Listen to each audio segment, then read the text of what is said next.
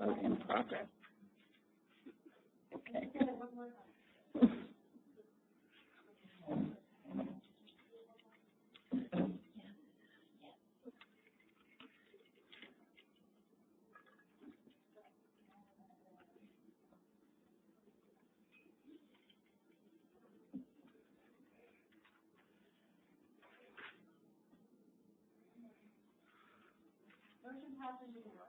There we go. Now we're back.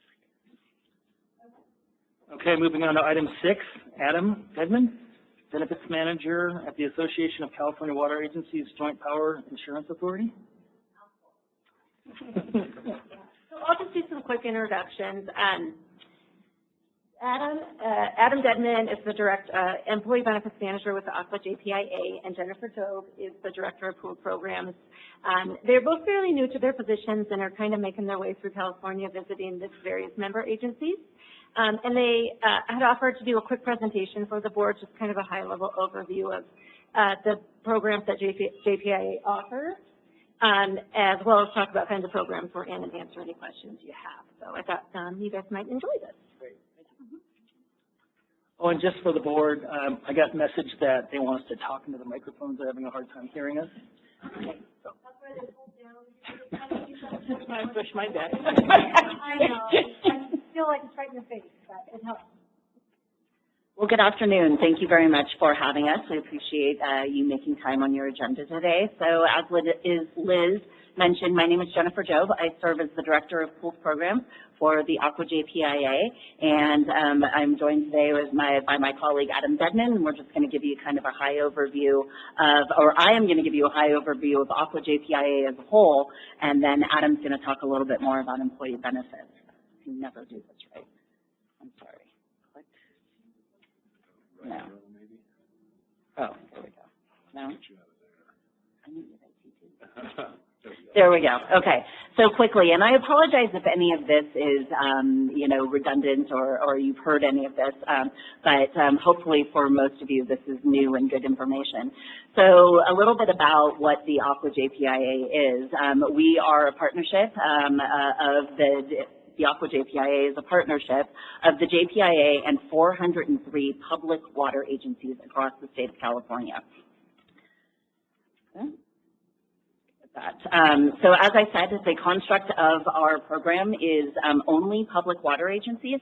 There are about 150 public insurance risk pools across the state of California, and about a little more than half of those are structured similarly to that of AQUA JPIA in that they are homogeneous.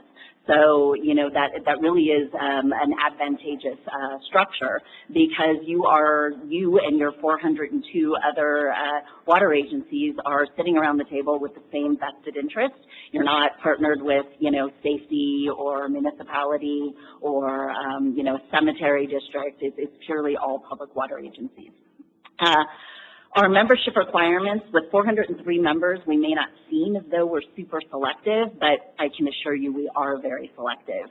Myself and Adam met earlier with Liz and Dana, and we're kind of talking about reminiscing, if you will, when this agency first joined AQUA JPIA, and Liz kind of, chuckled remembering going through what we call the underwriting process. So the review and evaluation that not only JPIA goes through in an active collaboration with prospective members.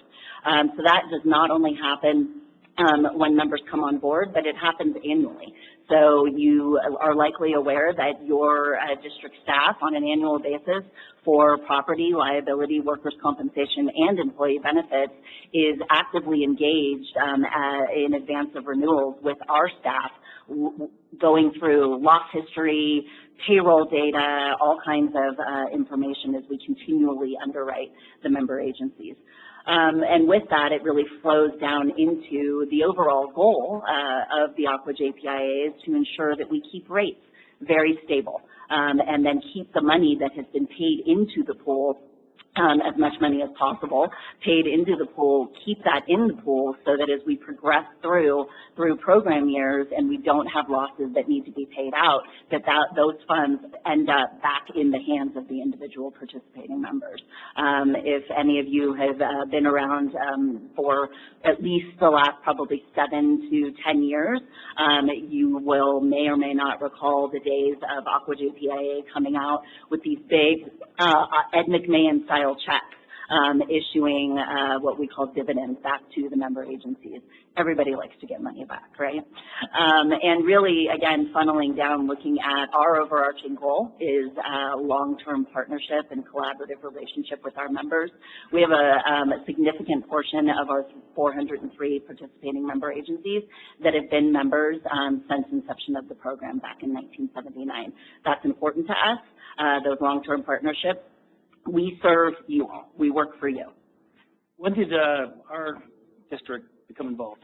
So initially started out participating in the employee benefits program. That was in 2012.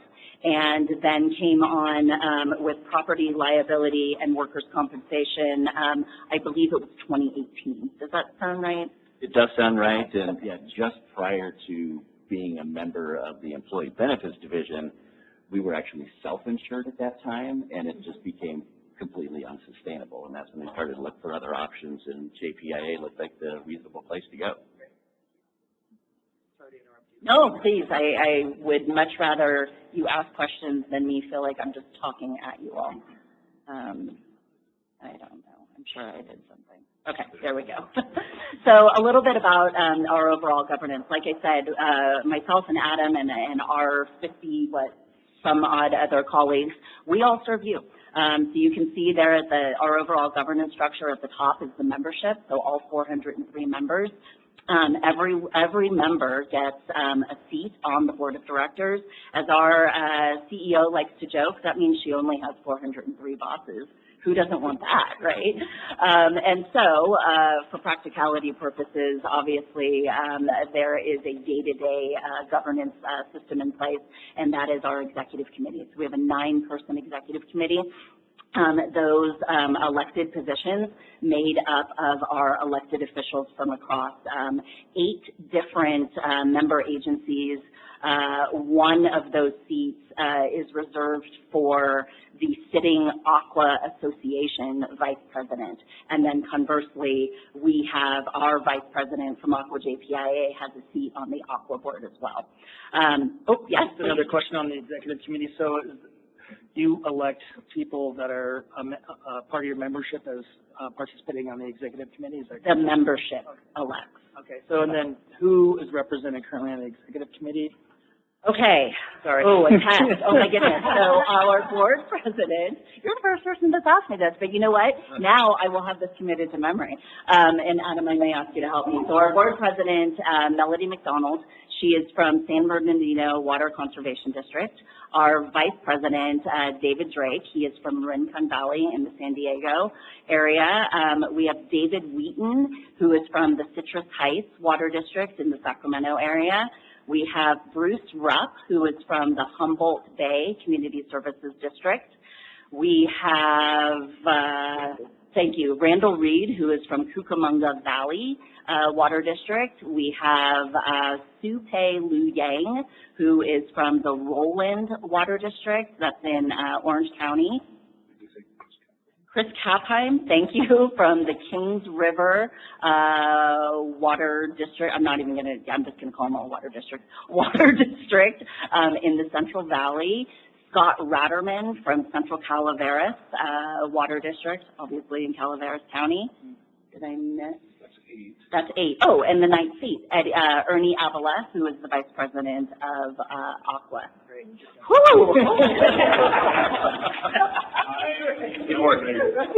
And another question. So each of those individuals, they actively ran for that position. Correct. They're not appointed. Correct, not appointed. And so what we just learned today, myself and Adam learned today, that I believe President Ramsos, I apologize, you are the newly appointed Aqua JPIA representative to the board. You are, so congratulations, you're one of Adrian Beatty's bosses. She'll be really happy to hear about that. And I understand you intend, hopefully I understood correctly, intend to attend the May Aqua conference, and hopefully in advance of that, you will also be attending the Aqua JPIA. We call it the Summit. So that starts, we start on Monday, we go all day Monday, half of Tuesday, and then that then segues into the Aqua conference, which starts Tuesday afternoon and runs through Thursday. So it's, 4 days of jam-packed, exciting water topics and insurance. So Liz, you're going to be there, right?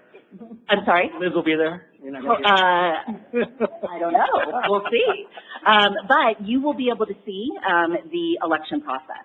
So every 2 years, we go through an election process, and we are currently soliciting, I think we're still open into early April, soliciting, what is the word? Candidates. Thank you. Oh my goodness, Adam. Soliciting candidates. The minimum requirement to place your name onto the ballot is that your agency participate in all 4 pooled programs, which you do, and then that the board has passed a resolution supporting that. There are 3 open or positions that are up for election. There are 2 incumbents running, and there's a whole, it is a full-blown, each candidate gets, I think it's 2 minutes to present their platform and address the board, and then the voting and everything takes place right there. And then in addition to the executive committee, not unlike, most boards, there are additional kind of subcommittees that provide, if you will, kind of the heavy lifting, right, for each individual. We have a benefits, workers' compensation. We have a committee for each of our pooled programs, and then as well finance, risk management. Today, myself and Adam were asking Liz very nicely to consider participating on the workers' compensation committee, and she said she would take it under advisement. So we're hoping that we would, she comes highly, highly recommended as one of the things that falls under my purview is as we have committee openings that come up on those pooled program committees is to solicit participants. There's a little bit of a mix in that we have on those committees, we like to have a mix of elected and as well staff. So one of the positions that came open was a staff position, and when I went to our workers' compensation manager and asked for a recommendation, Liz was at the top of her list. So it worked out perfectly that I was going to be here today. Squirming around over there. Yes, definitely. Sorry to put you on. Okay, and like I said, across the programs, we have liability, property, workers' compensation, and employee benefits. Your agency participates in all 4 of those, but also participates in a handful of other ancillary programs. Cyber, that is not a pooled program, we like to say yet, because as you all know, cyber liability insurance has been like this over the years. 10 years ago, it cost nothing. It was a throw-in. It was pennies on the dollar. We just always would tell our members, buy it, it can't hurt. And then it went to years where it was incredibly, incredibly expensive. It is now kind of tapered off.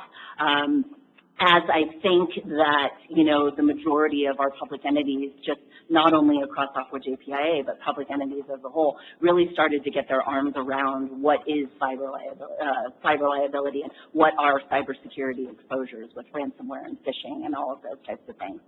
You also participate in a dam liability program. So I have purview over all of those programs.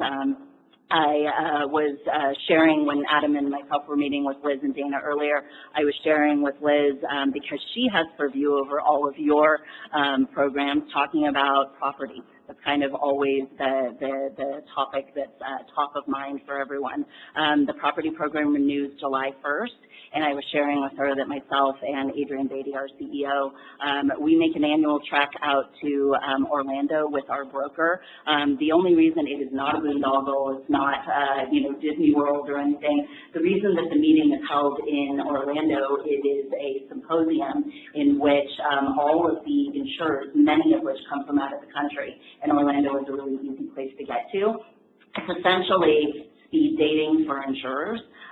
Over the course of 2 days, we had upwards of almost 30 different meetings with different carriers and insurers to talk to them about why, and it's a very curated list. It's not like a, free-for-all, but to tell them why we are an attractive risk, and for them to tell us why they are, an attractive insurer. Something that was interesting that was surprising to me, when Adrian and I went out, it was on the heels of the Southern California fires, and we had all this information. We came armed with all kinds of information because for the last several years, that's top of mind for all the insurers. All they want to talk about is, the entire state is on fire. And the good news is that the insurers really aren't concerned, because 90+% of the losses that occurred with the Southern California fires were residential losses. They weren't commercial.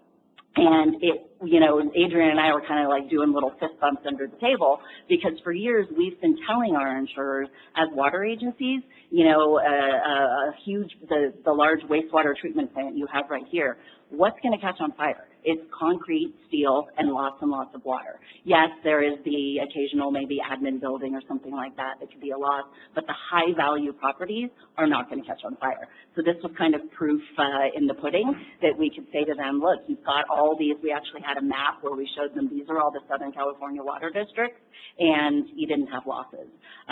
So while we will definitely continue to see increases in the property rates, they definitely won't be kind of hearkening back to, the last 5 years where we were seeing 20+%. We really expect it to somewhat level out.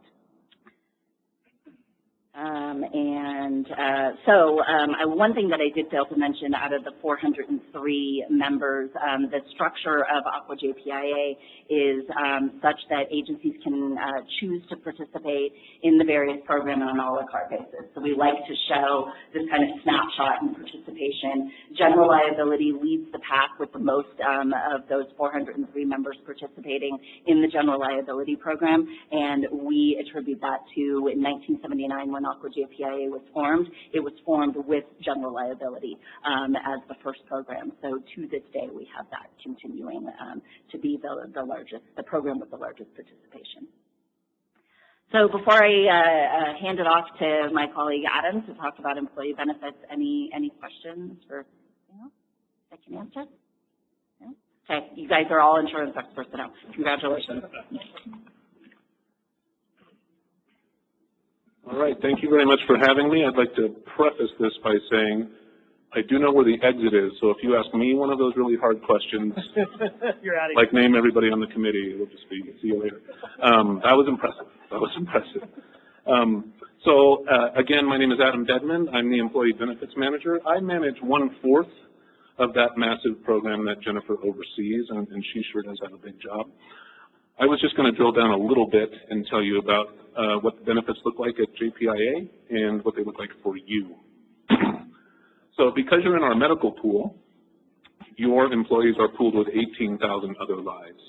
And so if you're new to the concept of JPIA or risk pooling, that's the main thing you can hang your hat on, is as Mr. Hughes alluded to earlier, you used to be self-funded, and so your plan was priced with a couple hundred employees in mind. Now your plan is priced with 18,000 employees in line. So that's a very good way to defray your risk and have a very predictable good rate and good costs. We have similar numbers in our dental and vision programs, just over 21,000. Last year, our self-funded plan, we saw a 10% rate increase, which was the most we've seen in quite a while. The last few years, we've actually had rate decreases since the entire COVID calamity kind of threw rates into extreme volatility. But despite our 10% rate increase, our rates are about where they were in 2019. And I have a graphic for that a few slides down the road here. Our dental and vision rates have been flat for about 10 years. They've seen the average increase is less than 1% over that time. And then our fully insured programs were between flat and 7.8% increases. What we're doing this year, we're focusing on a lot of things aside from administering the plan and responding to concerns. The Carillon Pharmacy Benefit Manager was at the top of our list of challenges and issues to address.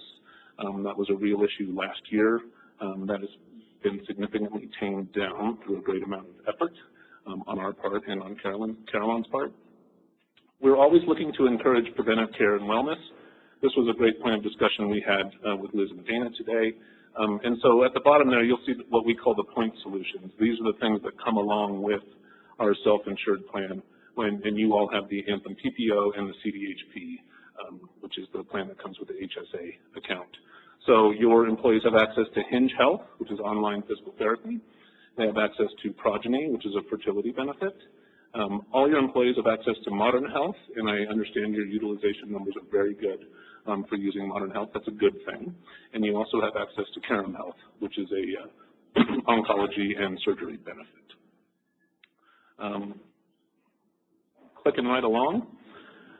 Quick facts, you were in ED since 2013, and you are on the incentive rate with medical, which means you get a 4% discount from the published standard rate.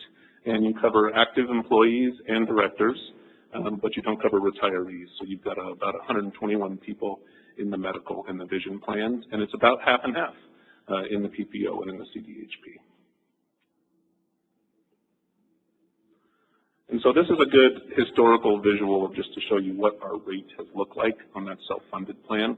And you'll see if you go back to about, looks like 2018, the rate is really not significantly above where it was pre-COVID. And so we had the rate go down there, which you see, which again, that is not normal for insurance rates to go down in the medical world, but because of the subsidy we had accrued of our members paying in for their contributions and people not going to the hospital, we developed quite a subsidy. And so the decision was made at that time to refund that through the rate. So, you saw rate decreases. Rate decreases are not the norm, and I wouldn't expect them in the near future. But that gives you an idea of kind of longitudinally, our rates are quite stable, and so that's really the attractive piece of being in the pool. Is this the per person rate, or is trying to get a sense of that? Yes. Yeah, that's the per employee rate. Yeah. And, the rates change a little bit by region in the state.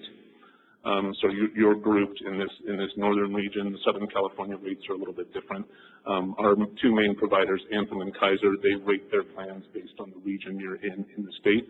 So then we pass that rate structure on. They're not wildly different, but there is some difference in the rate across the state. The rates are very different depending on what demographic class you're in, meaning are you single plus one and family? Yes. And with that, I will make myself your hostage and do my best to answer any questions as long as they're really easy. No, thank you for your presentation. Very helpful and informative. Yeah. Good to know.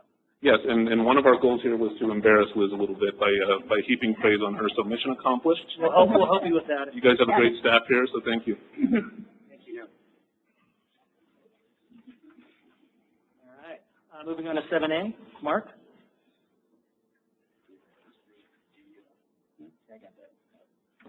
Pulling this closer to my face now. Good afternoon, Mark Filos, Water Resources Manager. So this first of three from me today is an award for the Arrowhead Well Arsenic Treatment Facility Media Replacement Project. And so our Arrowhead Well is a kind of a medium-sized well in Myers. It's about 1,000 gallons per minute. And the raw water there exceeds the MCL for dissolved arsenic. And so to treat that and to bring the arsenic down to safe levels, we have an arsenic treatment facility, which basically all it is it's like a 15-foot wide, 12-foot tall vessel that's packed full with granular iron oxide. And that material is really good at sucking up all the dissolved arsenic from the water. But like a sponge, it can only hold so much, and so it needs to be replaced from time to time. We have put about we put about 90 million gallons of water through it since we last changed it out 10 years ago. The design point was 63.3 million gallons, and so we're about 50% overdue for replacement. And so we were able to put this out as a maintenance bid. Being that this is maintenance and non-public works, it kind of simplified the procurement process. We got 6 bids. They ranged from $129,842 to $187,999,000, with Lane Christensen Company as the lowest responsive bidder. And so I'm happy to answer any questions before I ask for the requested action. I guess I just have one. Where's this company located? Are they local or? So Lane Christensen is actually based out of Watsonville, California originally, but this office that does their water treatment is based out of Arizona. Yeah, and it's expected to take about 2 days. And then I guess the other one is, I guess as you find your way as the water resources manager, this is going to be ongoing these kinds of things coming up and this ongoing maintenance and making sure we're not exceeding by, I don't know, was it a third of what we should have been doing? Correct. Yeah, it's going to be ongoing and regular, and I think that our next-gen asset management software is going to help us a lot, making sure that we're keeping a schedule for that. Okay, are there any comments from the audience? What is your requested action? Award the project to the lowest responsible bidder, Lane Christensen Company, in the amount of $129,842.33. Yeah, move. Second.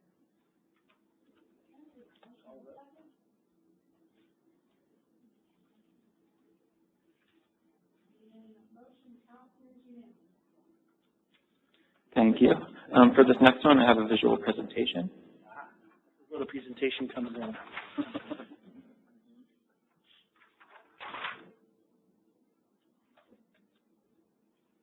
Can you see it? Yep. All right, perfect. So this item is going to be for a task order for technical hydrogeological support from BEST Incorporated. And this is related to our state line zone test well project. And so I just wanted to give a quick, brief presentation on this to refresh you from a presentation I gave back in April of last year, I believe, with kind of our water supply situation. And also I wanted to highlight the differences between conventional well zone testing and this BEST method, which is what we're hoping to use for a future program. And so I'm just going to kind of go over a really quick recap of what we discussed last April. I'll talk about conventional zone testing for water resources development, talk about the BEST method really quickly, and then I'll go through the proposed work for this task order and beyond. And so as you might remember, we have a deficiency in firm capacity in our state line zone. We're supposed to be able to meet our maximum daily demand in each pressure zone with our largest unit offline. Currently with Bayview well offline, we have a 1,250 gallon per minute deficit. This is no longer hypothetical because Bayview well is indeed offline right now. And so if we did have a maximum demand day, we wouldn't have the pumping capacity to support that. And so it's really important that we develop additional water sources in the state line zone. We also have low pressure issues near the South Y area. These are model results that were prepared by our staff engineer. And you can see in the red circle there in the state line zone, these are the maximum pressures we see. That area sees reduced pressure compared to the rest of the zone. If you look at the minimum pressures, we see really low pressures that can actually be lower than 20 psi modeled, which is out of compliance. And so it's important that we get additional sources of supply in this area so we can address those pressure deficits. Additionally, we have a supply vulnerability in Myers. So we just went through a project that was to recharge the arsenic treatment facility over at Arrowhead. Arsenic is an issue that we deal with kind of sporadically throughout the Myers area. And unfortunately, there's a new regulation that's in process that's expected to reduce the MCL for arsenic from 10 ppb to 5 ppb. It's kind of what people are saying. Word is on the street. That would be a big problem for us for a lot of our wells. And so that kind of gives even more reason to develop clean supplies. We also have these increasing water demands. We're trying to kind of narrow down the resolution of this and increase the accuracy of our water demands with our water supply master plan, where we're hoping to kind of like establish expected water demands over time so that we can address those with capital projects. But basically, at the same time that our source of supply is becoming less certain, we're seeing increasing demands.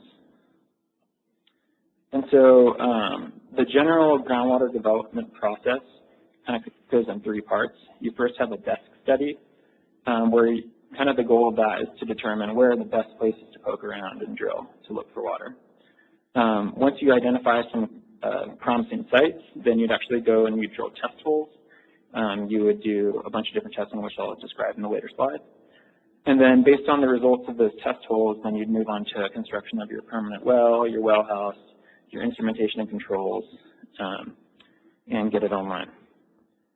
And so I kind of did step 1 of this last year, and kind of the goal was to identify the best location in the state line zone that could address our deficiency there and potentially address our pressure issues.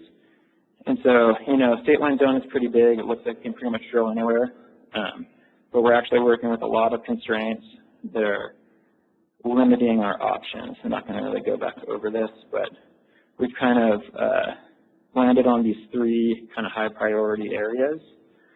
Tanglewood neighborhood, which we actually own the parcel there. We've never done anything with it. We were planning to drill a test well there at the same time that we did Paloma well back in 1996, and we never did. I think it's a really promising site.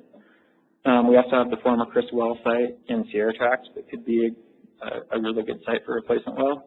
And then we have potential in the Meadow Lakes area as well. And so we've selected these areas. We're also working with our consultant on the water supply master plan to maybe potentially refine these further or look at different areas that we didn't consider. But we'd like to move on to drilling test holes at key locations so we can determine what would be the best future well site. And so what we do, or what people do when they drill wells, is first you'll drill a small pilot hole. And so it's like a hole that's usually about 6 inches. It's much narrower than what your well is going to be. And as you're drilling that well, you're able to actually take the sediment out of the well from different depths. You can look at it, see what's the grain size, what does it have water. You could test it for chemical composition and things like that.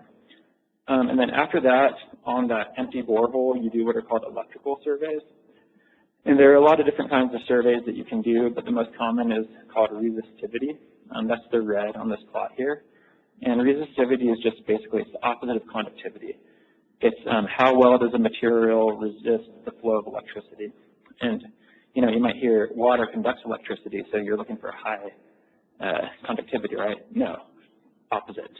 So the clays, actually, the clay layers that don't hold a lot of water have a lot of ions in them that make the conductivity go way up, and the resistivity goes down. And so what we're looking at here, in conjunction with our lithology that we measured from like the grain, from what we saw coming out of the well, we're looking for these areas of high resistivity that can kind of indicate that it might be a water-bearing zone, WBZ there. And so you can see there are a bunch of these peaks here that could potentially be water-bearing zones that might be good spots to pull water from. And so what you would normally do is you would do what's called conventional zone testing, where you have to target each of these and test them individually.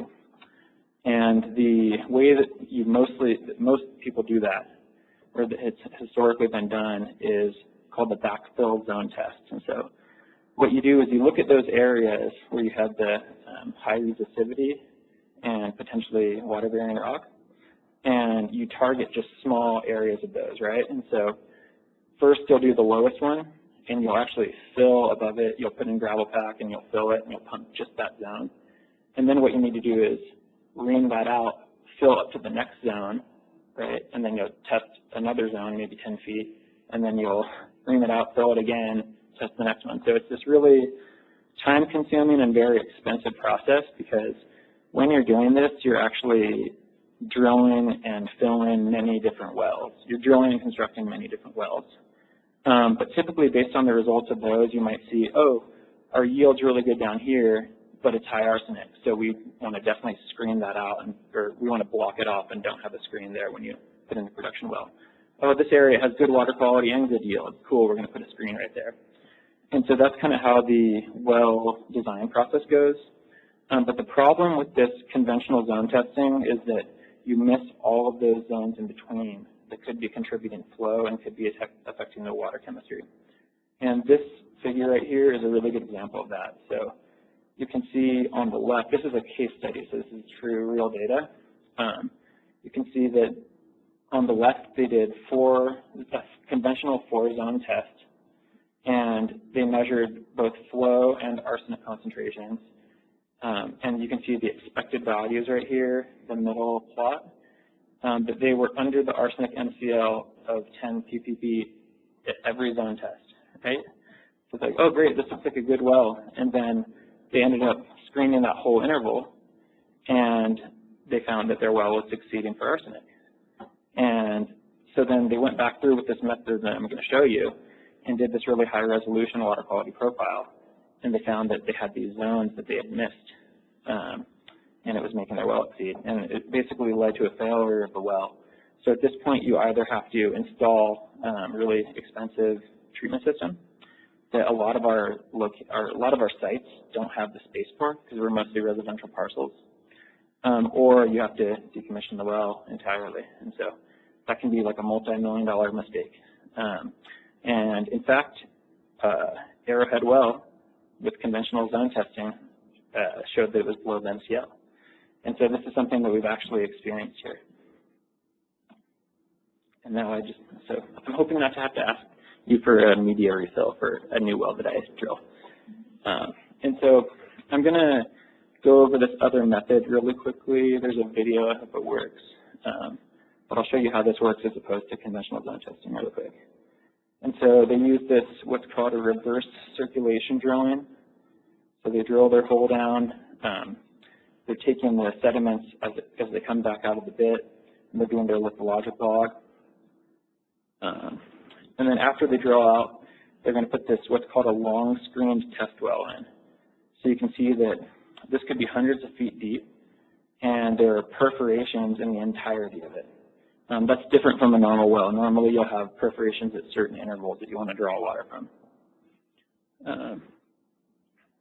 So they're going to gravel pack it just like a normal well so you don't get sediment coming into the well.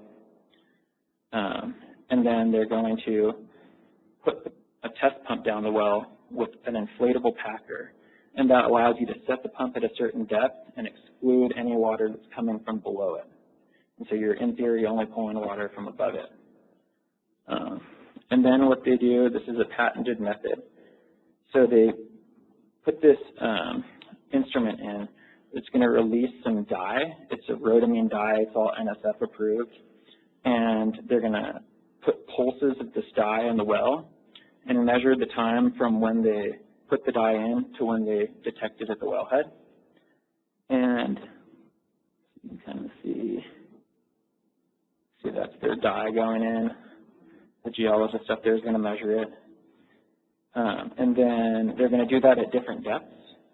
And what this does is that you can actually, they're going to take water quality samples at each interval too. So you're going to see what the water quality is at different intervals. And that's going to basically allow you to estimate the flow contribution from every place in the well and the water quality from every place in the well.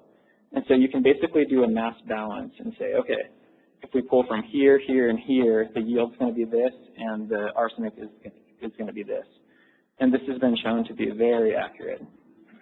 Like I've seen examples that they've done of well tests where they had to place their screens extremely precisely to get a compliant well, and it worked.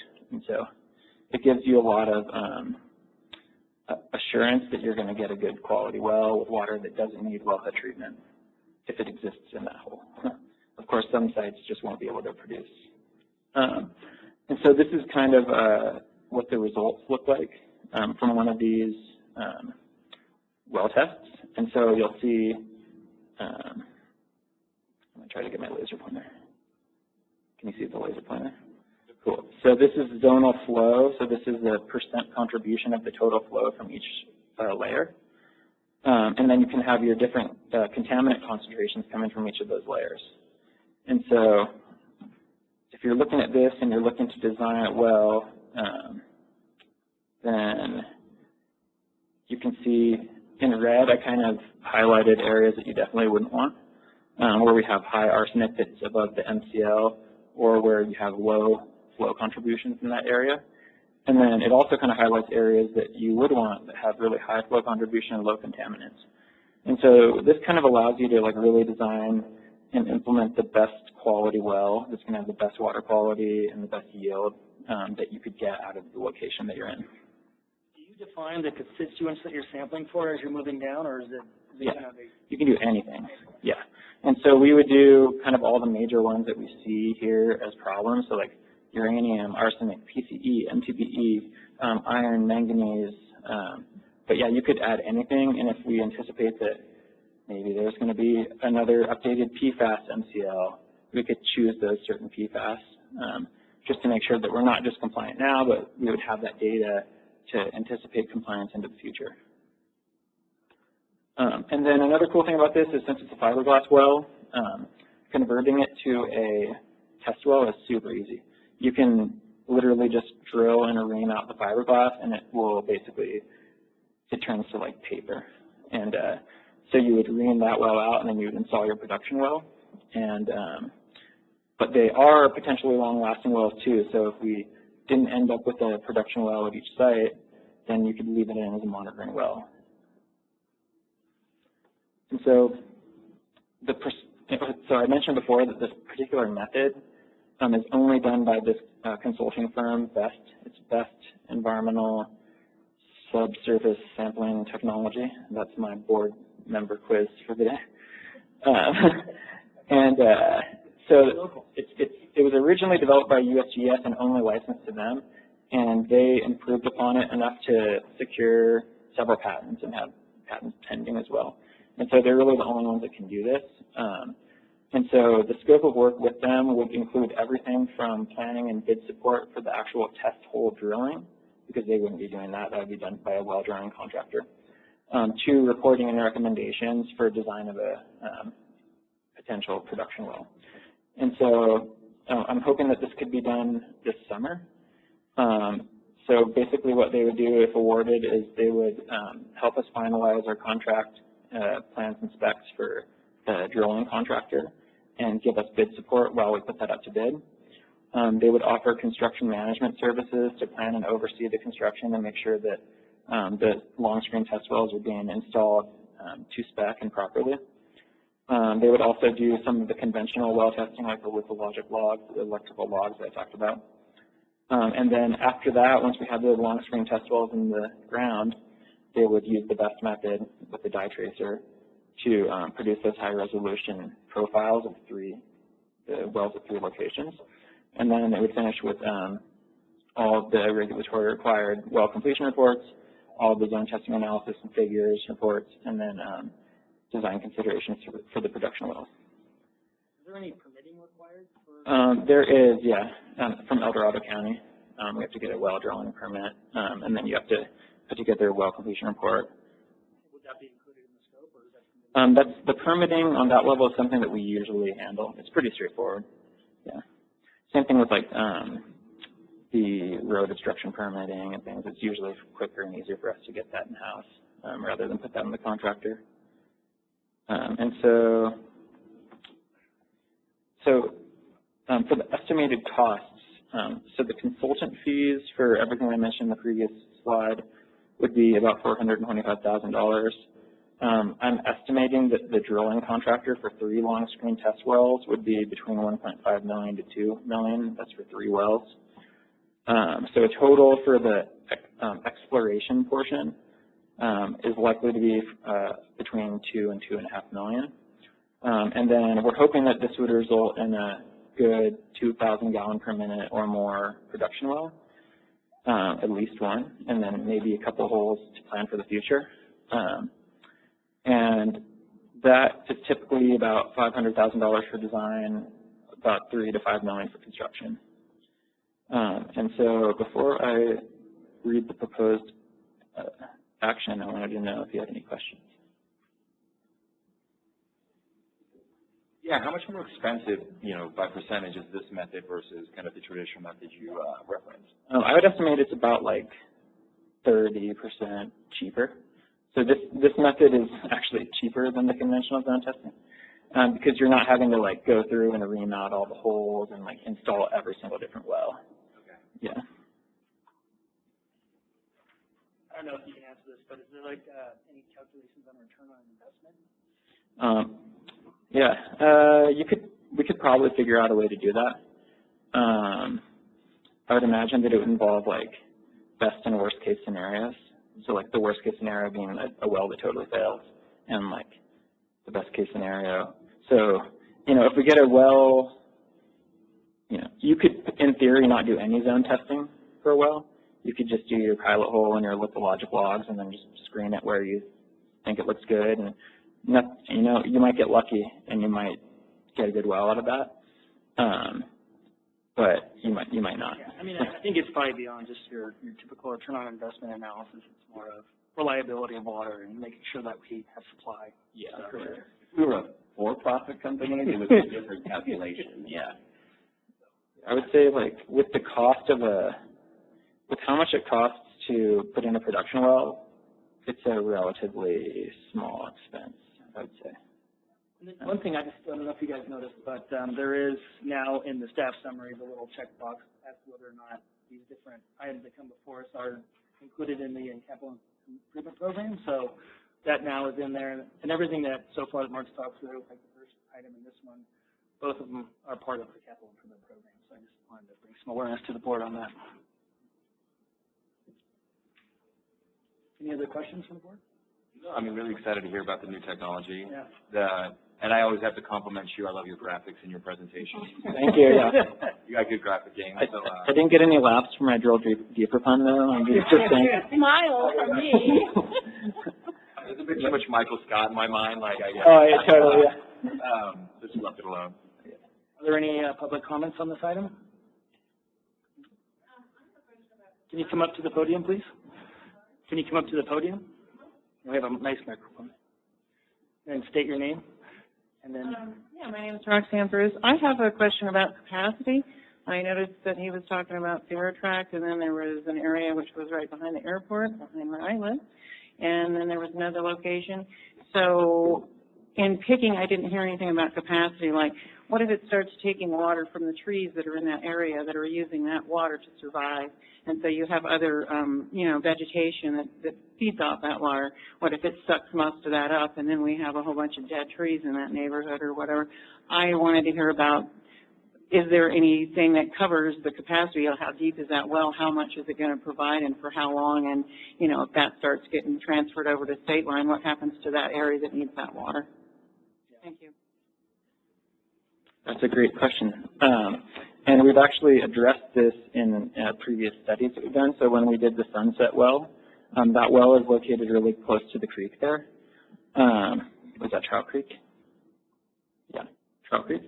And so that they were concerned that because you're getting drawdown of the aquifer locally around the well, that it could potentially dewater the creek and then have issues with the base flow of the creek.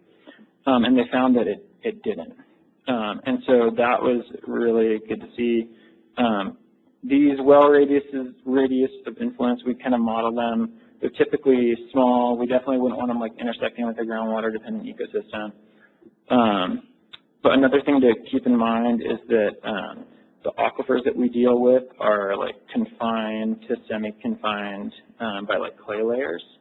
And so we're pulling from much, much, much deeper. Like it'd be one thing if we were like pulling from like 50 feet or something, but we're usually pulling from like 200 to 300 feet. The tap rate of a Jeffrey Pine is roughly 20 feet? Yeah, something like that.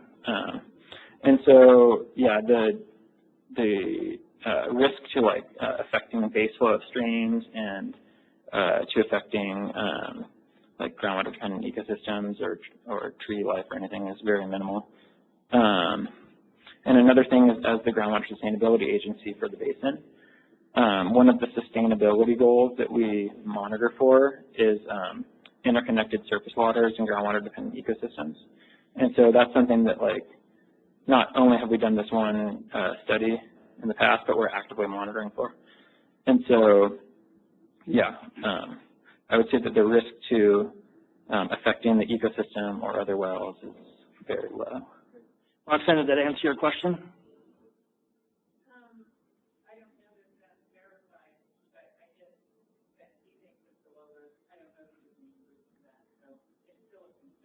Okay.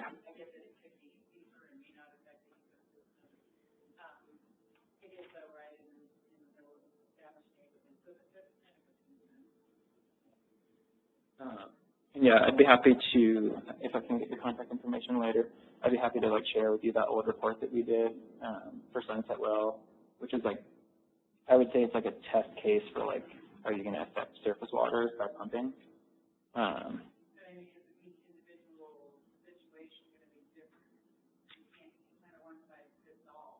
Yeah. Yeah.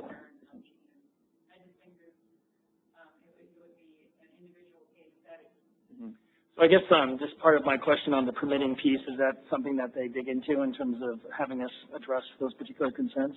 They don't, no. Yeah. Yeah, I wish I knew more about trees, but I don't think that the tree roots are like in the groundwater table, I'm pretty sure. Like our static water levels are usually like 20 feet below ground surface. So the tree roots wouldn't be like continuously saturated. But anyway, that'd be for some. Yeah, I'm just trying to find a way that we can help assist Roxanne in understanding kind of what the potential impacts might be. So if there's anything we can do. Yeah. I mean, I guess in any of our other wells, is there any, inclination that there's any impact like beyond the ones you referenced previously? No, we haven't. We have no reported impacts from any of our wells to surface waters, the ecosystem, or to other wells. Yeah.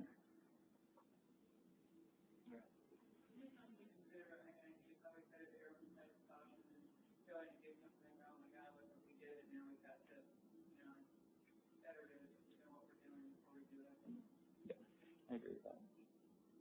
Well, thank you for your comments, and we appreciate you coming up and speaking your mind. So thank you. Another thing is, so as a public project, we would be going through the CEQA process for this. That would be something that would be done in-house. Historically, I think these have been done as categorical exemptions. We might want to do a mitigated negative declaration to show that we're doing a due diligence or at least an initial study for it. So that's another option. But this is like far down the road. Yeah. And just to be clear, that these are test wells that we're talking about today, and so like there's nothing really being proposed today that represents any kind of permanence in terms of a well. So I think that might be another opportunity to maybe unveil any kind of potential impacts that might emerge. And so maybe at that point you can come back and we can have that conversation again and just kind of get a sense of what's going on with these.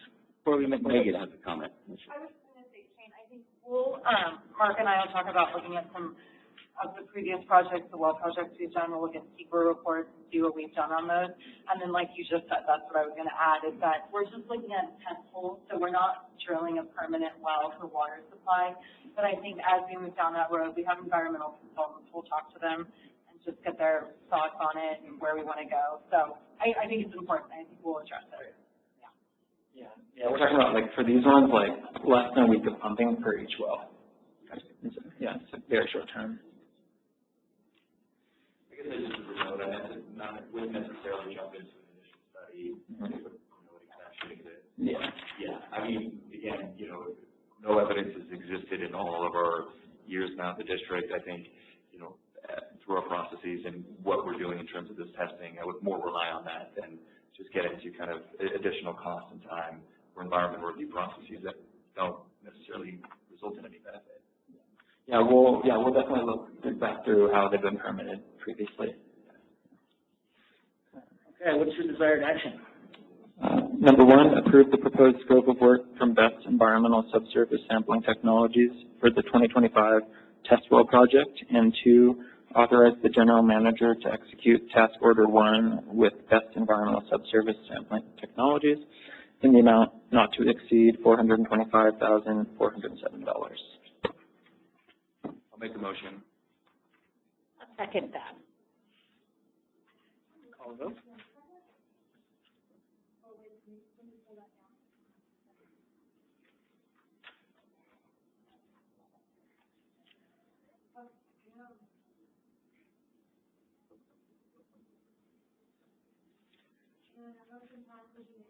And just, sorry, just to follow up on this, just one item on demand forecast. I just don't know if I believe those numbers, but I'm going to. Yeah, I know there's disagreement on those. And yeah, that was part of the reason why we are doing the water supply master plan, to nail that down.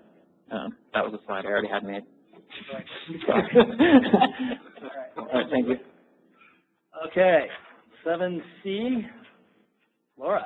Oh, this is going to be a good one. Oh, Trevor. This vegetation management? All right, let's see Trevor. Good afternoon, President Ramos, members of the board. I'm Trevor Coates, Senior Engineer. Julie Ryan was going to present this for Laura, and now I'm presenting it for Julie because Julie's on vacation. So it's on behalf of Laura. Here to discuss two things. One is authorization to advertise for construction bids for the 2025 vegetation management project, and also to authorize the general manager to enter into an MOU with Tahoe City PUD and North Tahoe PUD. And when I read the requested action, I'm going to add on to complete the fuel reduction project. We wanted to clarify that this MOU is specific to this project and this work. It's not a blanket MOU to do other fun things with rec districts. So, this project has been ongoing for a while. Initially, it started with a CTC grant for doing a planning project to identify critical facilities, facilities that were at risk to fire. That resulted in the fire vulnerability assessment. Then it moved on to a vegetation management plan. We created this in conjunction with the other two PUDs and also looked at some Wilkins water facilities. From that plan, 41 critical facilities were identified for fuels management. So these were water tanks, pump stations, sewer lift stations that had vegetation within 100 feet that presented a threat to that structure or facility for ongoing operation. Working through that, the reason this is phased into two phases, phase one is utilizing a U.S. Forest Service grant for about $500,000. That's for doing fuels management for within 100 feet of our facilities or North Tahoe and Tahoe City facilities. So it's that defensible space, eliminating any dead material, and then it kind of breaks down 100 feet for dead material, 30 feet for small bushes, and so on and so forth for creating defensible space around these facilities. Phase two of this project that we'll come back to you for is through a CTC grant. That CTC grant is for work on the entity-owned facilities. So where we have like a brushy parcel in a neighborhood, but there's no Forest Service nexus, it would pay for fields management work on that parcel. So we'll come back for that. That's a smaller grant, roughly $215,000 is what we applied for those remaining sites. And again, that benefits our partner agencies as well. And those have been identified, those parcels? Yes, they have been. This is evolving. We had intended to partner with the CEAS, the California Conservation Corps, to implement this work. They are tentatively not available, and that's why we're shifting to a public bid to try to get a vegetation management contractor in to handle this work. The majority of this work is hand work, so that's cutting brush, removing grasses, limbing up trees, removing dead trees. So not large-scale mastication. We're talking about 23 acres total across these sites. So it's a relatively small area. When you compare that to our service area, it's roughly 27,000 acres. I mean, this is a drop in the bucket, but this is that most critical 100 feet within these facilities that were identified as a high priority. To give you an idea, it kind of passes the litmus test. Top priority facilities included the Fallen Leaf Main Station, our Angora Ridge tank, the Forest Mountain tank, Luther Pass pump station. So when you think of our facilities, and you think of the fuels around them, you think of the criticality of those facilities, the study kind of makes sense. And there's a lot of facilities that are on that list just because they weren't a high priority or they weren't at risk. So it seemed to be a pretty good study by DUDA consultants that completed the vegetation management plan. In regards to the MOU that we're going to ask Paul to negotiate and enter into, the reason why we're asking for that authorization is we're on a fairly tight timeline for this. These funds expire July 20th. The other entities also need to go to their boards to enter into an agreement. We're looking at a sample between the North Tahoe Fire Protection District and North Tahoe PUD. It has things like authorization to enter, indemnification, insurance, the limits of the works to be completed. So it's a fairly straightforward MOU. The sample one's only about 5 pages. We work on that with Paul and our legal counsel. So that'll be the MOU that's specific to this project that allows the partnership to work together, led by STPD, to work on other district properties in other districts. So with that, I'd welcome any questions. No, great. This is moving forward. No, and I think, absolutely exercise the funds while we have it. And so, no, supportive of this moving forward. Is there any anticipated roadblocks with permitting with the Forest Service, getting their cooperation, given their situation? So we have a meeting with Brian Garrett next week, so we are in active communication on this project, which is great. This is a Forest Service funded project on Forest Service lands. That means a lot of the NEPA work has already been completed. We are working at the staff level really hard to get this management plan into a biddable format in terms of quantifying number of trees and linear feet of fencing. So we're working on that low-level stuff right now and hashing that out. We need like a lot of trees marked in coordination with the Forest Service, but we're optimistic, and we are meeting with Brian Garrett, our main contact at the Forest Service, next week. Just a question on the deadline. You said July 20th, and that is the sunset for the funding, or do we have to have it?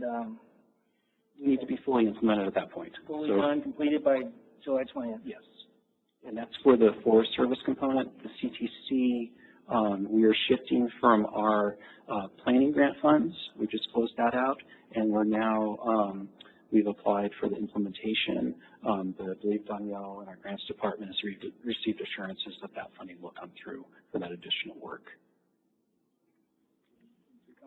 We can do this, huh?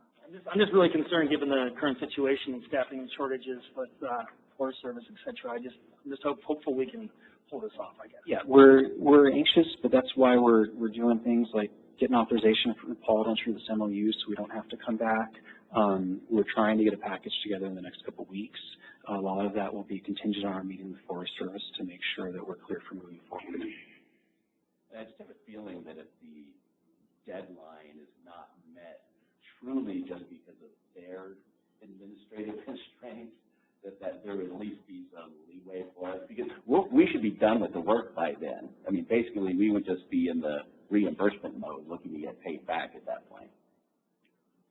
Those monies are in the bank, right? Yes, I'm concerned. Been awarded. I'm just very nervous about this. Yeah. It's done on a reimbursement. Yeah. All of our grants are done on a reimbursement basis, but I have received no indication from the Forest Service that there's any concern about whether or not we would be reimbursed. Okay. I guess as you look at this then from a timeline perspective, what would be those administrative hurdles, just in terms of capacity of staff, or what specifically?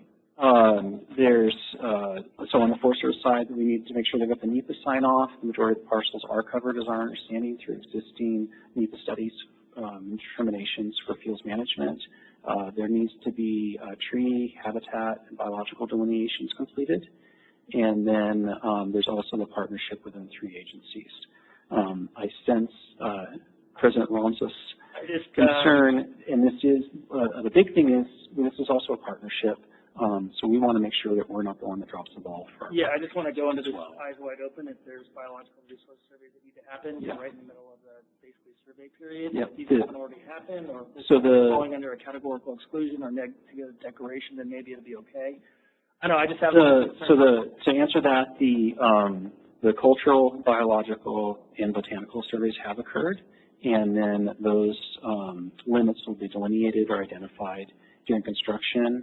One issue we're facing is the implementation period will be during like in areas subject to the Migratory Bird Treaty Act, and also like little fly clusters, so we are going to have an ecologist or a bird whisperer on site to make sure that we don't have like missing species. Right in the middle of the limited operating period, but so we have, I mean, this is unfortunately in all of our projects when we're clearing and grubbing is during that period, so it has become fairly routine for us to bring somebody out, do the bird survey, get it done, and move on. And I don't believe we've experienced delays to date. It is some of these sites within the other entities, a lot of their tanks are even more remote than our tanks, so we are worried about things like habitat trees and SCZs, but we are working through that. So there's a lot of work to do, but this has been ongoing, so the surveys are on file. Adrian took care of filing and those exemptions. I mean, our CEQA process is moving. We're in that 30-day period, so we are moving along. Wide open on this one. I totally support it. It needs to happen. I've been talking about it forever. But, we have similar concerns, but we are prioritizing this just because it is money in hand, and it does involve our partner agencies, and we really want to demonstrate the success of this firewater partnership. No, I'm totally supportive. Any public comments on this one? I feel the optimism, though, that this is going to be successful. Yeah. Both that the work's going to get done and we're going to get paid back. And we're going to get paid back. We'll see. I'm more skeptical of getting paid back. Yeah, but yeah.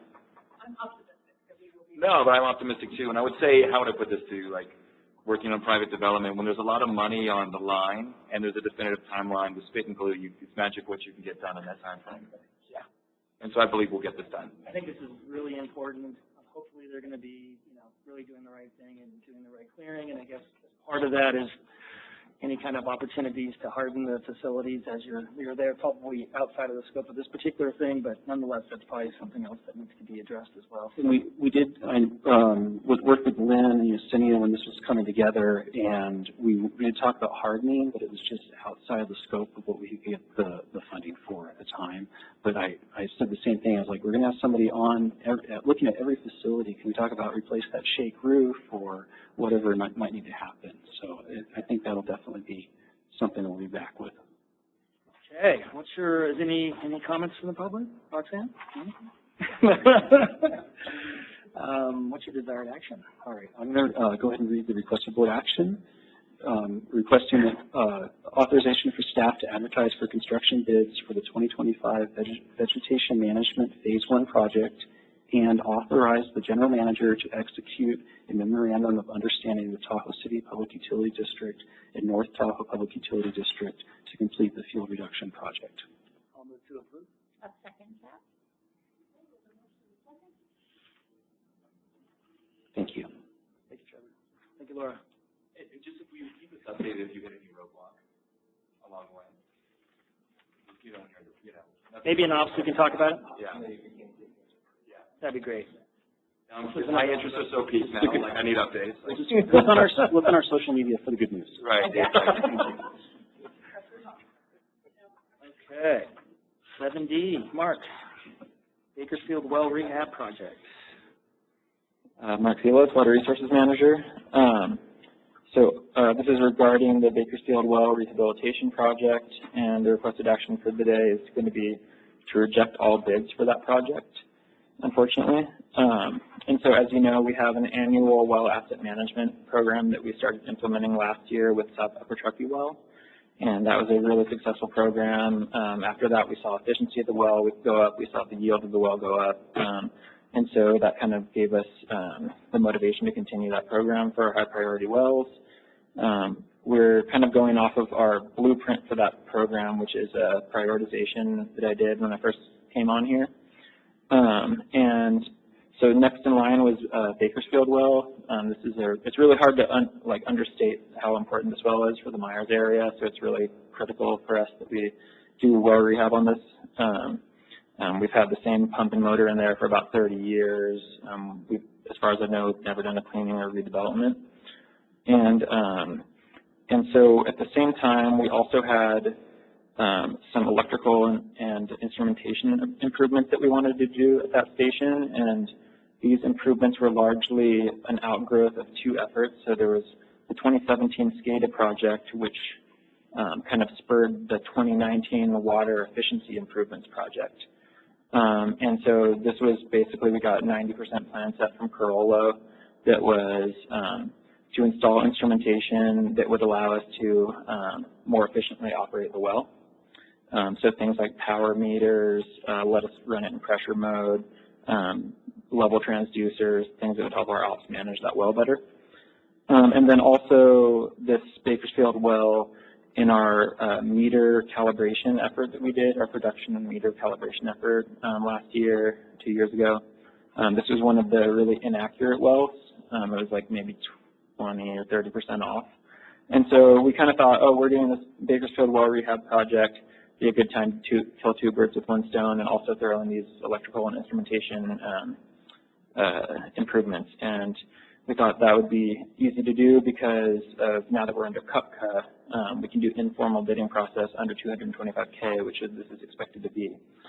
And so we put it out for bid. It was advertised for about a month, and we ended up getting one bid. It was from Zim Industries in the amount of $655,899, which I feel like is far beyond the a reasonable price and a market rate price for this.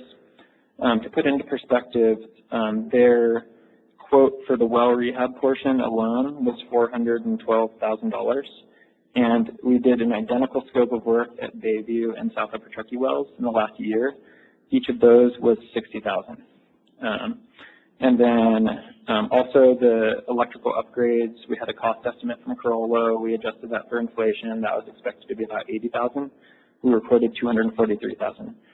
And so this was our only bid. I'm asking to reject all bids. The well rehab work is still super high priority, and so we're hoping to do that work as a CUPCA job under $75,000, which would allow us to do that by PO and soliciting quotes per our purchasing policy. The electrical upgrades, we were planning on taking care of the really high priority ones in-house. We have a really skilled instrumentation and controls team that can handle that. We've been in conversation. And then for the lower priority electrical improvements, we could potentially lump those in with other wells that were recommended as part of that water efficiency improvements project. And so that's the current thought. It would allow us to move forward the really key electrical improvements and the critical well rehab. And so, yeah, any questions before I read the action?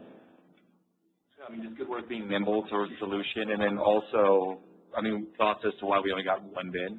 Yeah, I think that, so we were hopeful that we would get so most well contractors also have their Class A license, contractor's license, general engineering contractor, which would allow them to subcontract out any electrical work.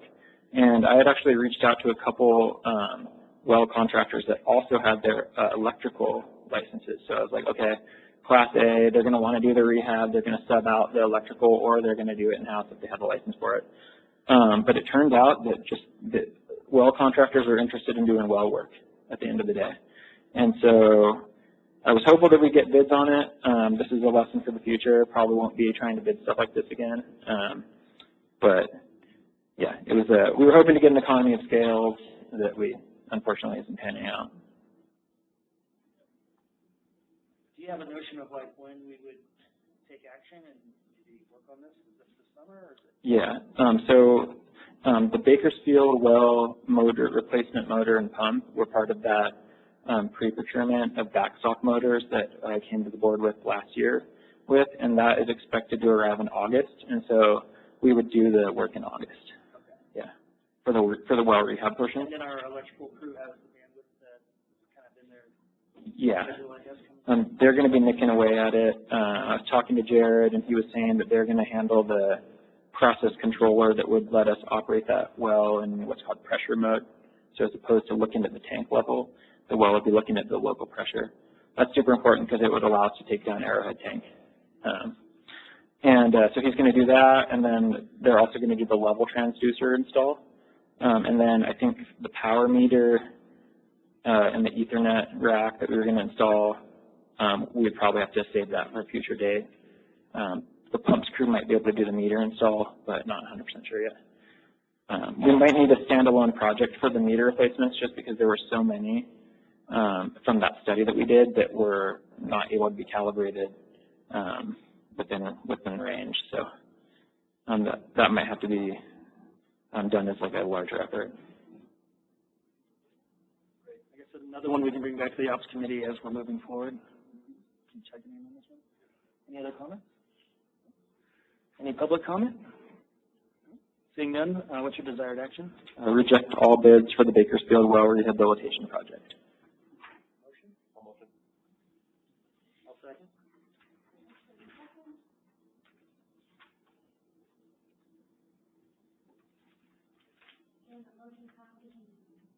Thank you. Thank you, Mark. Long day for you. I was hoping for a presentation on that one. Moving on to item 8, standing and ad hoc committee and liaison report. Nick, you got anything? No, not any committee reports. I got nothing. We had ops. I thought that was very informative. That was my first one. Yeah, with a lot of good information about the Alpine Rancher fee situation. More to come from that because we got some kind of things rolling with that one. The operations team is doing the testing on the chemicals. I forget exactly what they were, but kind of going through those and seeing what was going to work out, and hopefully we'll get some more information about that from Aaron as well.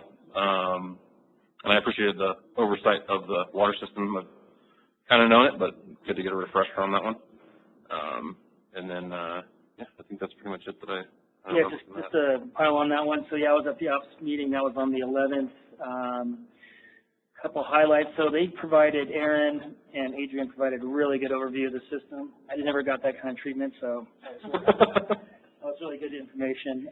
Couple of things to note. There's a couple projects that are going to be put on the back burner that were scheduled for this year, including the Pioneer Trail project, which was about a mile's worth of water line that we were going to put in. So that's getting back burnered because of challenges with permitting and getting the Forest Service on board. Likewise, EPA, I guess, or another one. So the other one was the Baldwin Beach project.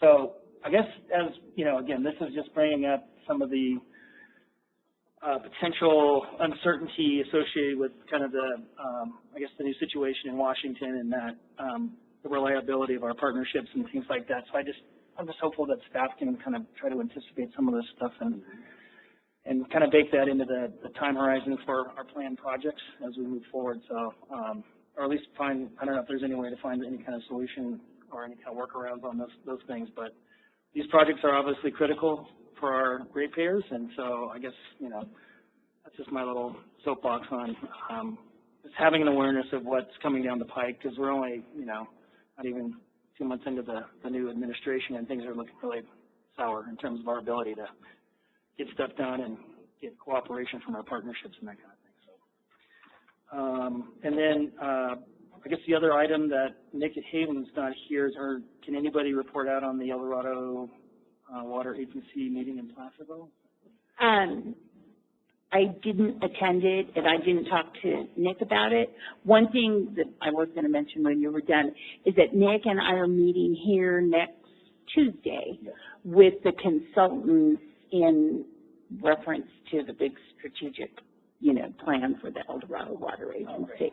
Yeah, so, and it'll be in conference room right now. Okay, good. Yeah. And then the other thing that the board participated in, just to report out on, is the Capital Improvement Program public meeting that was held on the 14th. It's a great Valentine's Day. Very good presentation. Clearly identifies all the needs of the district. We had a lot of back and forth, and really, and again, it's getting at our staff's capacity to get these things done. And so there's some more conversations and meetings that are going to play out, I guess, as we move towards approving the capital improvement program. So anyways, looking forward to that. And I don't have anything else on standing and ad hoc committee meetings. Any board reports? Yeah, just something you brought up or stated, kind of brought up this thought. In terms of our discussions with the Forest Service, I mean, my concern is there's assumption that things are going to get better, where I actually think, to your point, it's actually going to get worse. And so what's the kind of the conversation with them needs kind of solutions we could bring forth, if any, to help to bring, to germinate, so that they're kind of our partnership with them just doesn't atrophy in terms of getting approvals of any sort in any kind of reasonable time frame, right? Because they could just wither away, like in terms of both staffing and ability to kind of work with us, and due to the importance of it, like to kick a water line down, Pioneer Trail is incredibly important.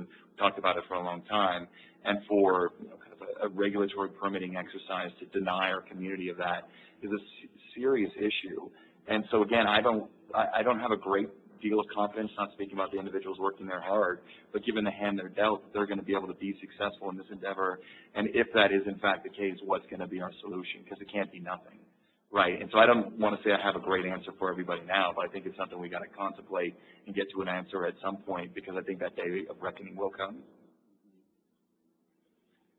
Yeah, I mean, this is the Forest Service we're talking about now, but it's like BLM down in Diamond Valley Ranch. I know we've had some conversations around Indian Creek Reservoir and whether or not they want to take that over. And EPA, obviously, there's a nexus there, and then the NRCS. I know that they've been supportive on some of our grazing activities and providing advisory services there. So, anyways, it's just more of a commentary of us just recognizing that some of these partnerships might look a little chaotic here in the next years to come, I guess. And I would say too, in terms of our kind of lobbying or efforts, what Shelley's doing, our lobbying firm and so forth, that we're working with our representatives to kind of convey this kind of issue to them, and that in absence of this is where the political winds are blowing. That's where they're blowing, and we're not going to do anything to stop that here. But in the face of that reality, there has to be a mechanism on the back end to allow us to move forward with these solutions. And so, again, I think it has to start there. I don't think it'll be a quick or simple solution. But to your point, I think to everything you just listed, I think it's going to become more and more impactful with everything we're doing with our partners. Yeah. And then I guess just one other thing to add, I'm looking forward to our finance committee meeting. My first finance committee meeting ever, so very exciting. And just as a thought before we get there is, being this in my first meeting, really want to look and start to kind of, develop metrics like we've done for kind of everything we've had. I think my time on the board, everything has become more detail-oriented, more data, more information to make solutions. Want to see that, not to say it's not happening, but just in terms of a board kind of understanding accessibility of the financing, that exists kind of at a board level. And then also, as we, Shane mentioned, the CIP budget meeting to, our 218 process and rates and so forth, are we building our systems to a theoretical maximum that we hope to achieve each year, or what our capacity aligns with?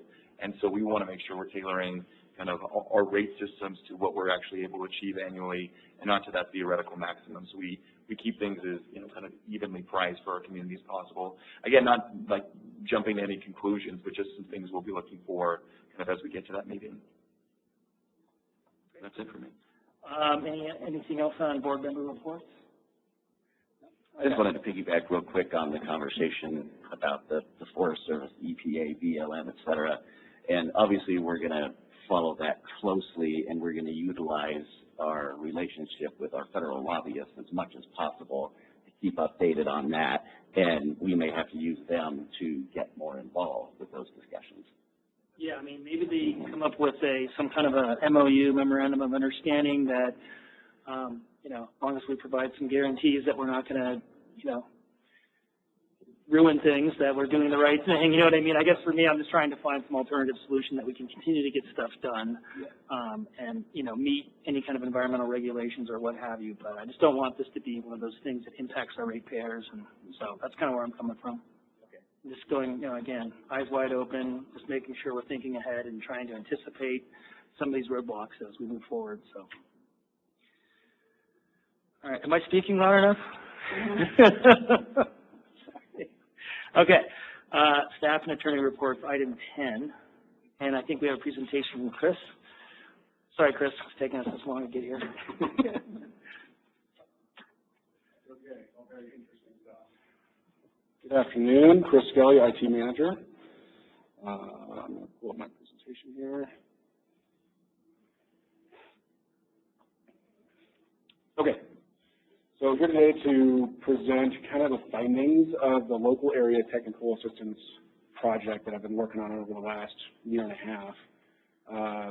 Just to provide a little brief overview for Director Henderson, who was not here when this project was sought after. This project really came about after our 2022-2023 IT strategic plan refresh. And as we were interviewing different departments on what their technology needs were, connectivity in the field was a big ask from all of our departments, whether it's for instrumentation, measuring, communications, connectivity back to the plant for resources here, or even radio voice communications. So to help us meet that need, the current consultant that we had at the time helping us do that strategic plan refresh, they were also a fiber optic expert and retired as a CIO from multiple different cities around California. And he gave us a great deal on putting together the local area technical assistance grant application. And I think he charged us maybe $5,000 or something to put together the application for us and submit it. And in the result of that submission was almost a $500,000 grant from the CPUC to actually do this planning work. Shortly thereafter, we went out to RFP to find a consultant to help us with this effort. And I'll get into kind of their scope of work here in a little bit, but we chose Michael Baker. They weren't the cheapest, but they were the most experienced. They actually helped design the middle mile fiber between Central California and up 80 through Truckee to bring fiber optic through there. So they were already familiar with the regulatory environment in the Lake Tahoe Basin. I will go ahead and move forward here. So here's kind of the process, the tasks that they were asked to do. Perform a full asset inventory, what's out there already. That included meeting with the different ISPs, so Charter, Spectrum, Verizon, AT&T. Look at all of the policy and regulatory review in the agency or in the basin in our service area to really get a good grasp on what kind of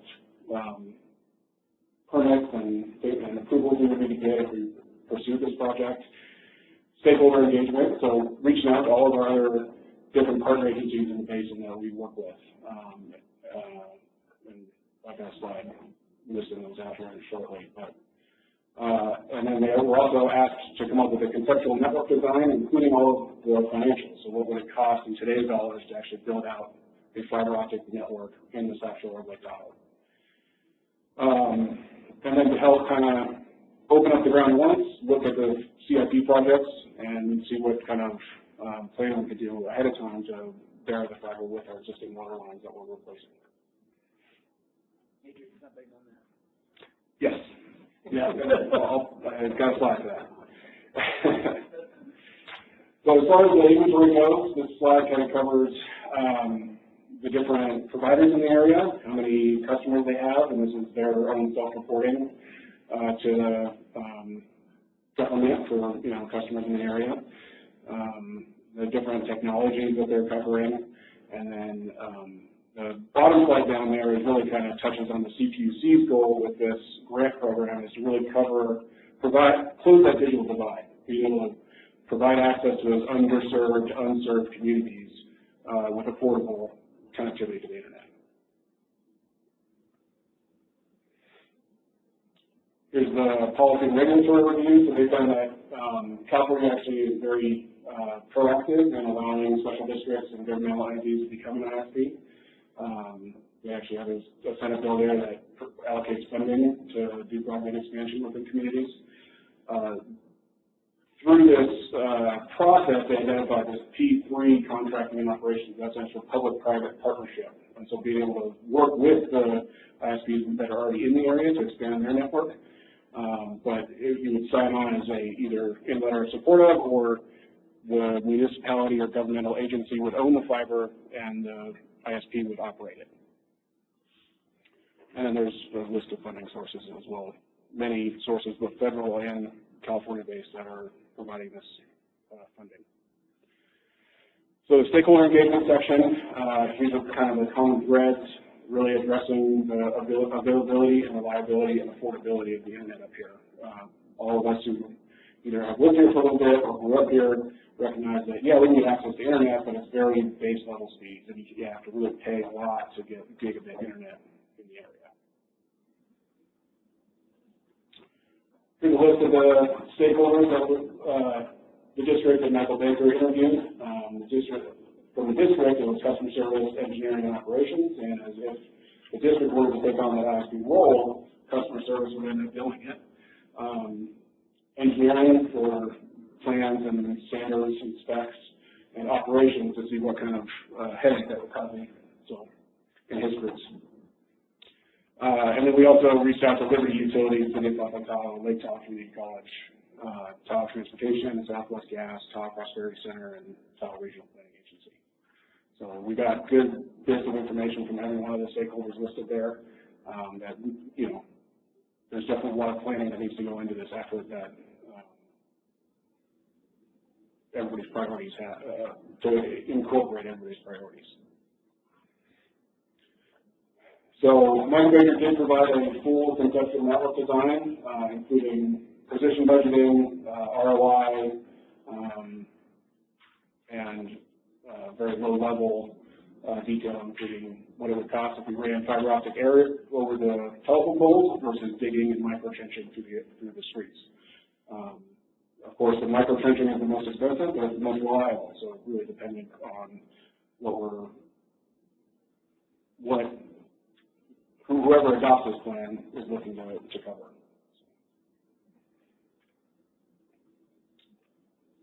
This is one of the more interesting bits that I got out of the report when discussing this with Michael Baker in the district's capital project plan review. They identified an area where the district might be able to split trench costing if they work with the ISPs to open up the earth and replace a water line, and then also bury fiber optic in the same trench or close to the same area. So it sounds appealing, but I'm sure there's other considerations that we need to work through. I'm curious, just on your previous slide, other sure. stakeholders and like Southwest Gas.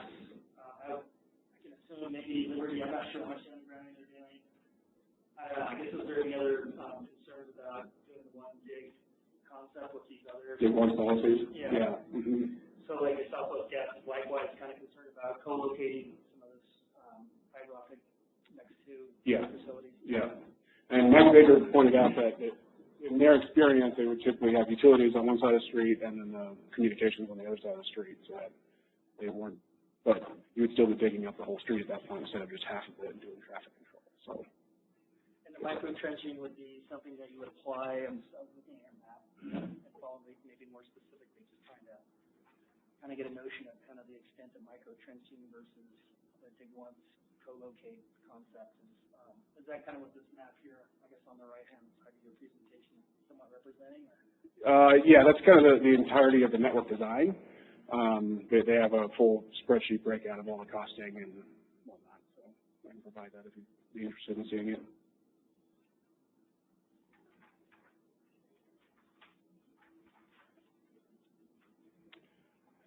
So next steps, I'm just planning on using this as a plan and keeping my ears to the ground for anybody interested in doing fiber optic planning and master planning and or deployment, so that we can provide this to them. But also, you know, this plan does incorporate a lot of the district's needs as far as more communications out to the field stations that we already have and need more data from to help efficiently run those stations. So planning on working with AT&T, all of the stakeholders listed, following back up with them and providing this plan to them in the near future. So. Were many of those stakeholders interested in piggybacking that network to, like, Liberty getting some of their meters and things and all that? Yeah, that's good. Southwest Gas was interested in getting their field stations online and more granular. I know, like, Barton Hospital, for instance, has their fiber run throughout many of their clinics just around the hospital. So, yeah, it's an interesting, it's good to hear that people are wanting to get on board. Does Liberty have any plans to underground any of their distribution or transmission? No, it was interesting because they kind of stated that they want to stay above ground because in the winter it's easier to access the above ground infrastructure than digging up all the ice and snow. Whereas from the internet service provider standpoint, it's really advantageous to bury it, pay the upfront cost and bury it so that it's more reliable going forward. So there's some competing priorities there, but yeah.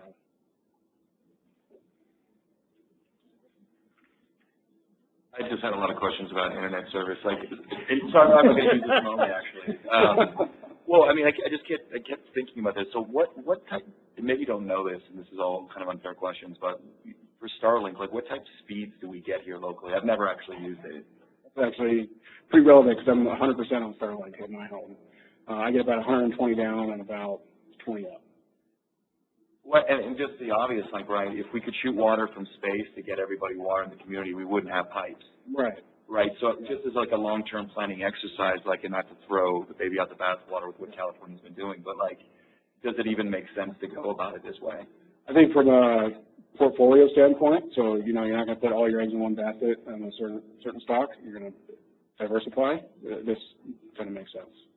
Yeah. No, I'm supportive of the effort, but it's just as I was thinking about that. And sure. Knowing you as who you are, that you use it, volumes unto itself, right? Yeah.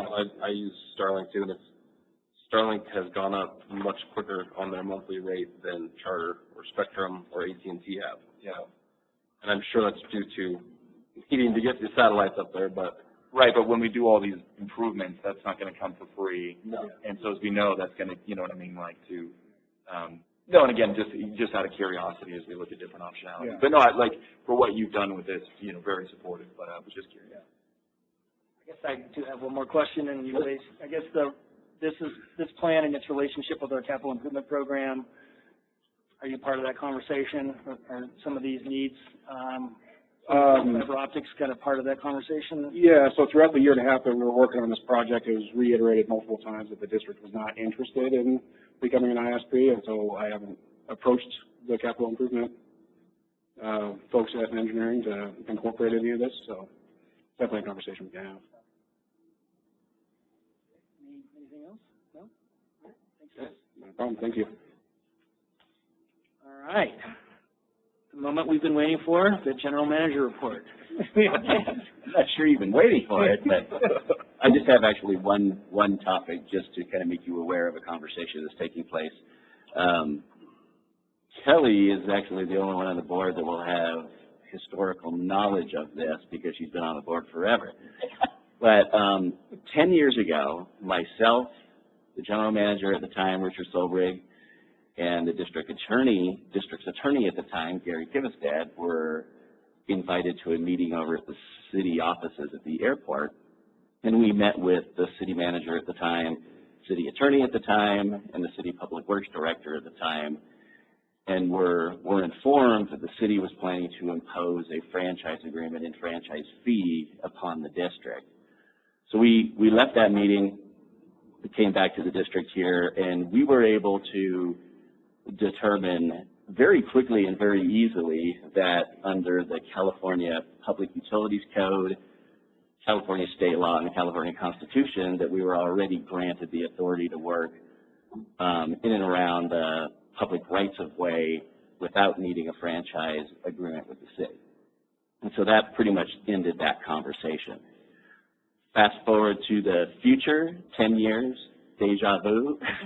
I get an email from Keith on Monday, and he had said that he had got an email from the now city attorney and that they were reviewing their records and they were renewing their franchise agreements, which are 10 years long, with the other non-public utilities in their service area, and they noticed that there was not a franchise agreement with the district, and they were interested in beginning discussions and negotiations to enter into an agreement.